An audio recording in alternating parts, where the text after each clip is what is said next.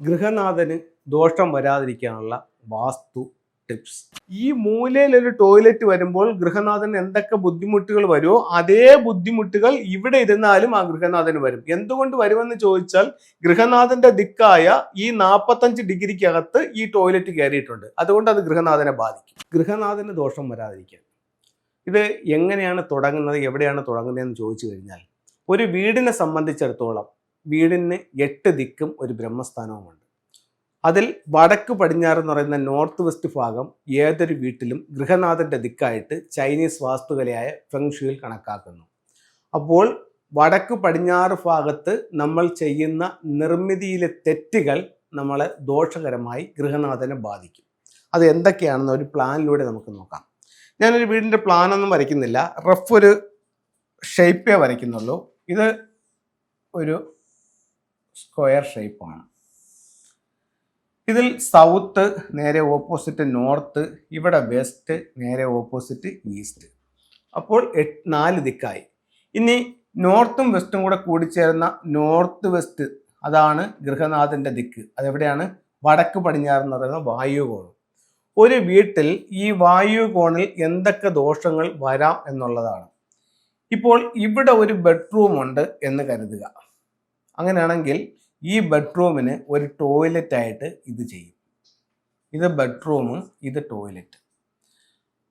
അപ്പോൾ വടക്ക് പടിഞ്ഞാറ് ഭാഗത്ത് ഒരു ടോയ്ലറ്റ് വന്നു. ഇത് ഗൃഹനാഥനെ ദോഷകരമായിട്ട് ബാധിക്കും. അപ്പോൾ കേട്ടോണ്ടിരിക്കുന്നു, ഇല്ല, വടക്ക് പടിഞ്ഞാറ് എന്ന് പറയുന്നത് ഇതാണ് ഈ മൂല. ഇവിടെ ടോയ്ലറ്റ് വന്നിരിക്കുന്നതാണ് ഈ ഭാഗത്താണ്. പിന്നെ അതെങ്ങനെ ഗൃഹനാഥനെ ബാധിക്കും?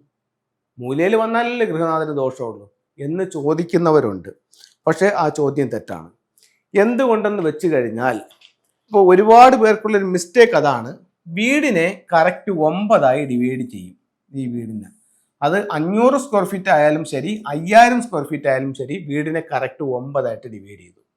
അപ്പോൾ 9 ഡിവൈഡ് ചെയ്തപ്പോൾ ഈ ഇത്രയും ഭാഗം ആർക്ക് സ്വന്തം?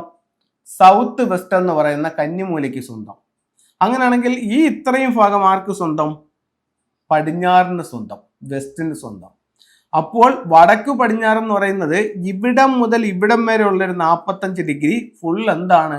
വടക്ക് പടിഞ്ഞാറ് എന്ന് പറയുന്ന വായുകോണാണ്. ഈ വടക്ക് പടിഞ്ഞാറ് എന്ന് പറയുന്ന 45 ഡിഗ്രിക്കകത്ത് ഈ ടോയ്ലറ്റ് കയറിയിട്ടുണ്ടോ ഇല്ലയോ? കയറിയിട്ടുണ്ട്, ശരിയല്ലേ?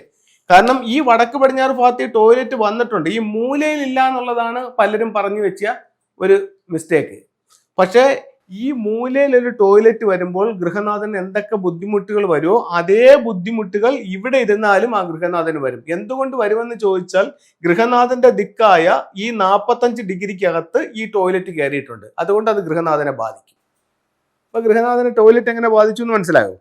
അത് കഴിഞ്ഞിട്ട് അടുത്തൊരു ഇത്, ഇവിടെ ടോയ്ലറ്റ് ഇല്ല, ഗൃഹനാഥന് കുഴപ്പമില്ല. പക്ഷേ വീടിന്റെ പുറത്ത് ആ വടക്ക് പടിഞ്ഞാറ് ദിക്കിനകത്ത് ടോയ്ലറ്റ് ഉണ്ട്. അത് ഇവിടെ വന്നാലും ഇവിടെ വന്നാലും ഇവിടെ വന്നാലും ഗൃഹനാഥനെ ബാധിക്കും. അപ്പൊ അകത്തോ പുറത്തോ ഉള്ളൊരു ടോയ്ലറ്റ് ഗൃഹനാഥനെ ബാധിക്കും. അടുത്തത്, നമ്മൾ വീട് വെച്ചു. വീട് വെച്ചപ്പോൾ ഈ വീടിന്റെ വടക്ക് പടിഞ്ഞാറ് ഭാഗം നമ്മളങ്ങ് ഒഴിച്ചിട്ടു. ഒഴിച്ചിട്ടെന്ന് പറഞ്ഞു കഴിഞ്ഞാൽ, ഇപ്പം ചില വീട്ടിലൊക്കെ സംഭവിച്ചിട്ടുണ്ട്. ഞാൻ നേരത്തെ പല വീഡിയോകളിലും പറഞ്ഞിട്ടുണ്ട്, എന്നാലും ജസ്റ്റ് ഒന്ന് പറയാം. നല്ല കായ്ക്കുന്ന കായ്ഫലമുള്ള ഒരു തെങ്ങ് ദാണ്ട് ഈ ഭാഗത്ത് നിൽപ്പുണ്ടായിരുന്നു. നല്ല കായ്ഫലമുള്ള ഒരു തെങ്ങ് ഈ ഭാഗത്ത് നിൽപ്പുണ്ടായിരുന്നു. അപ്പോൾ അതുകൊണ്ട് ആ തെങ്ങിനെ നിലനിർത്താൻ വേണ്ടി ഇവർ ഇത്രയും ഭാഗം ഒഴിച്ച് വീടങ്ങ് ചെയ്തു എന്ന് കരുതുക. അപ്പോൾ അങ്ങനെയാണെങ്കിൽ എന്ത് പോയി? വടക്ക് പടിഞ്ഞാറ് പോയി. ഇത് പല വീട്ടിലും സംഭവിച്ചിട്ടുണ്ട്, ഞാൻ കണ്ടിട്ടുമുണ്ട്.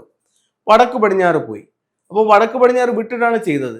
അപ്പോൾ വീട്ടിൽ ചെന്ന് നോക്കിയപ്പോഴത്തേക്ക് ഇത്രയും ഭാഗം ഇല്ല. ഇതെന്താ നിങ്ങൾ വടക്ക് പടിഞ്ഞാറ് ഭാഗം ഒഴിവാക്കിയ? അത് സാറേ, ഇവിടെ ഒരു തെങ്ങ് നിപ്പുണ്ടായിരുന്നു, അപ്പോൾ ആ തെങ്ങിനെ രക്ഷിക്കാൻ വേണ്ടിയിട്ട്. എന്നിട്ട് തെങ്ങ് പിന്നൊരു സാഹചര്യത്തിൽ ചെല്ലി കൊണ്ടുപോവുകയോ പട്ടുപോവുകയോ ചെയ്ത് തെങ്ങുമില്ല. ഇപ്പം വീടിന്റെ വടക്ക് പടിഞ്ഞാറും ഇല്ല, തെങ്ങുമില്ല. വടക്ക് പടിഞ്ഞാറ് പോയപ്പോൾ എന്ത് പോയി? ഗൃഹനാഥന്റെ ദിക്ക് പോയി. ഗൃഹനാഥന് അത് ദോഷകരമായി ബാധിച്ചു. ഈ വീട്ടിൽ ഗൃഹനാഥൻ ഇല്ലാത്തൊരവസ്ഥ എന്ന് പറഞ്ഞു കഴിഞ്ഞാൽ ഇദ്ദേഹം എപ്പോഴും പുറത്തായിരിക്കും, ഗൾഫ് രാജ്യങ്ങളിലോ മറ്റു വിദേശത്തോ ഒക്കെ ആയിരിക്കും. കാരണം എന്ന് പറഞ്ഞു കഴിഞ്ഞാൽ ഇദ്ദേഹത്തിന്റെ ദിക്ക് വീട്ടിലില്ല. അപ്പോൾ ഇദ്ദേഹം പലപ്പോഴും വല്ലപ്പോഴും കൂടി വന്നു പോകുന്ന ഒരു അവസ്ഥയായിരിക്കും ഉണ്ടാവുന്നത്. ഒരുപാട് വീടുകൾക്ക് അങ്ങനെയുണ്ട്. 100 വീടിനും അങ്ങനെ ഉണ്ടെന്ന് ഞാൻ പറയുന്നില്ല, പക്ഷെ ഒരുപാട് വീടുകൾക്ക് അങ്ങനെയുണ്ട്, ഞാൻ കണ്ടിട്ടുണ്ട്. അപ്പോൾ വടക്ക് പടിഞ്ഞാറ് എന്ന് പറയുന്നത് ഒരു വീടിനെ സംബന്ധിച്ചിടത്തോളം വളരെ പ്രധാനപ്പെട്ട ദിക്കാണ്. അപ്പോൾ വടക്ക് പടിഞ്ഞാറ് ഭാഗത്ത് എന്തൊക്കെ ദോഷങ്ങൾ വരാം, അത് ഏത് രീതിയിൽ ബാധിക്കാം എന്നാണ് നമ്മൾ സംസാരിച്ചുകൊണ്ടിരിക്കുന്നത്. അപ്പോൾ ഇത്തരത്തിൽ വടക്ക് പടിഞ്ഞാറ് ദോഷങ്ങൾ വരുമ്പോൾ നമുക്ക് അവിടെ സംഭവിക്കുന്ന ഒരു കാര്യം എന്ന് പറഞ്ഞു കഴിഞ്ഞാൽ ഗൃഹനാഥന്റെ കഴിവിനനുസരിച്ച് ഒരു ഉയർച്ചയില്ല. നമ്മളെ സപ്പോർട്ട് ചെയ്യുന്ന ആൾക്കാർ പൊതുവെ കുറയും. അത് ബന്ധുക്കളിലും അയൽക്കാരിലും. ഡെയിലി വരുമാനമില്ല. ഇത്തരം പ്രശ്നങ്ങൾ ഗൃഹനാഥനെ അവിടെ ബാധിച്ചിരിക്കും. ഇനി നമുക്കിതിനെങ്ങനെ കറക്റ്റ് ചെയ്യാം എന്നുള്ളതാണ് അടുത്ത ചോദ്യം. ഇപ്പം വീടിൻ്റെ വടക്ക് പടിഞ്ഞാറ് ഭാഗമാണ് നിങ്ങൾക്ക് നഷ്ടപ്പെട്ടു പോയിരിക്കുന്നത് എന്നുണ്ടെങ്കിൽ ഈ വടക്ക് പടിഞ്ഞാറ് ഭാഗത്ത് ഇപ്പം ഇവിടെ ഇത്രയാണ് പോയിരിക്കുന്നത്. ഈ കോർണറിൽ 6 റോഡ് 6 ദണ്ടുകളുള്ള ഒരു വിൻഡ് ചെയിൻ അവിടെ ഹാങ് ചെയ്യാം. എവിടെ ചെയ്യാം? നോർത്ത് വെസ്റ്റ് ഭാഗത്ത് ഒരു വിൻഡ് ചെയിൻ ഉപയോഗിക്കാം. അത് ഈ ഗൃഹനാഥന് അഭിവൃദ്ധി ഉണ്ടാക്കും. അപ്പം ഇത്തരത്തിലുള്ള കാര്യങ്ങൾ നമുക്ക് ചെയ്യാവുന്നതാണ്. അടുത്തത് ഫെങ്ഷുയിലെ ചില ടൂളുകളിലേക്ക് പോകാം. ഗൃഹനാഥന്റെ അഭിവൃദ്ധിക്ക് വേണ്ടി വീടിന്റെ സ്വീകരണ മുറിയിൽ വടക്ക് പടിഞ്ഞാറ് വെക്കാവുന്ന ഒരു പ്രധാന ടൂളാണ് കുവാൻ കുങ്. ഇതാണ് കുവാൻ കുങ് എന്ന് പറഞ്ഞ സ്റ്റാച്യു. മെയിൻ ഡോറിൻ്റെ നേരെ ഫോക്കസ് ചെയ്തതിനെ വെക്കാം. വീടിന്റെ നോർത്ത് വെസ്റ്റ് ഭാഗത്ത് വെക്കാം. അതൊക്കെ ഗൃഹനാഥന് ഒത്തിരി സപ്പോർട്ടിങ് ഉണ്ടാകും. ഇത് കരിങ്ങാലിമാലയാണ്. കരിങ്ങാലിമാല എപ്പോഴും ഒരു പോസിറ്റീവ് വൈബ്രേഷൻ ഉണ്ടാവും. നെഗറ്റീവ് എനർജികളിൽ നിന്ന് നമ്മളെ പ്രൊട്ടക്റ്റ് ചെയ്യാനും കരിങ്ങാലിമാലയ്ക്ക് സാധിക്കും. ഇത് മുരുകൻ സുബ്രഹ്മണ്യ സ്വാമി ഉപയോഗിച്ചിട്ടുള്ള മാലയായിട്ട് പറയപ്പെടുന്നു. ഇത് ഒരുപാട് പേര് ഉപയോഗിക്കുന്നുണ്ട്. ഇപ്പോൾ ഫിലിം സ്റ്റാർസൊക്കെ ഒരുപാട് പേര് ഉപയോഗിക്കുന്നുണ്ട്. ഇത് നല്ല റിസൾട്ടാണ്. ഇപ്പോൾ എന്നെ സംബന്ധിച്ചിടത്ത് പറയുകയാണെങ്കിൽ ഞാൻ കൺസൾട്ടിങ്ങിന് പോകുമ്പോൾ ഞാൻ ഇത് ധരിച്ചുകൊണ്ടാണ് പോകുന്നത്. പല വീടുകളിൽ പല സ്ഥലത്തിലുള്ള വീടുകളിൽ നമ്മൾ പോകുന്നതാണ്. അത്തരത്തിലുള്ള നെഗറ്റീവ് എനർജികളൊന്നും നമ്മളെ ബാധിക്കാതിരിക്കാൻ വേണ്ടി നമ്മളൊരു പ്രൊട്ടക്ഷന് വേണ്ടിയിട്ട് ഇത്തരത്തിലുള്ള കരിങ്ങാലിമാല ഉപയോഗിക്കുന്നുണ്ട്. ഇതിൻ്റെ ബ്രേസ്ലെറ്റും ഇതിൻ്റെ മാലകളൊക്കെ വാങ്ങിക്കാൻ കിട്ടും. അത് വാങ്ങിച്ച് ഉപയോഗിച്ച് നോക്കുക, നല്ലൊരു റിസൾട്ട് നിങ്ങൾക്ക് കിട്ടുന്നതായിരിക്കും. ഇത് അമിത്തിസ്റ്റ് എന്ന് പറഞ്ഞിട്ടുള്ളൊരു മാലയാണ്. ഇതിപ്പോഴത്തേക്ക് പറഞ്ഞാൽ ഒരു സ്പിരിച്വൽ എനർജിയാണ്. ഇപ്പം നമുക്കിത് ധരിക്കുമ്പോഴത്തേക്കെന്ന് പറഞ്ഞാൽ എപ്പോഴും ഒരു ഡിവൈൻ എനർജി നമുക്ക് കിട്ടുന്നതായിട്ട് നമുക്കത് ഫീൽ ചെയ്യും. ഒരുപാട് പേര് ഇത് ധരിക്കുന്നുണ്ട്. അതുപോലെ തന്നെ ഇത് ലാപ്പിസ് ലസൂളി എന്ന് പറഞ്ഞിട്ടുള്ളൊരു ഇതാണ്. നമുക്ക് തോട്ട് ചക്രയെ ആക്ടിവേഷൻ ചെയ്യാൻ വേണ്ടിയിട്ട് ഈ മാല ഉപയോഗിക്കാം.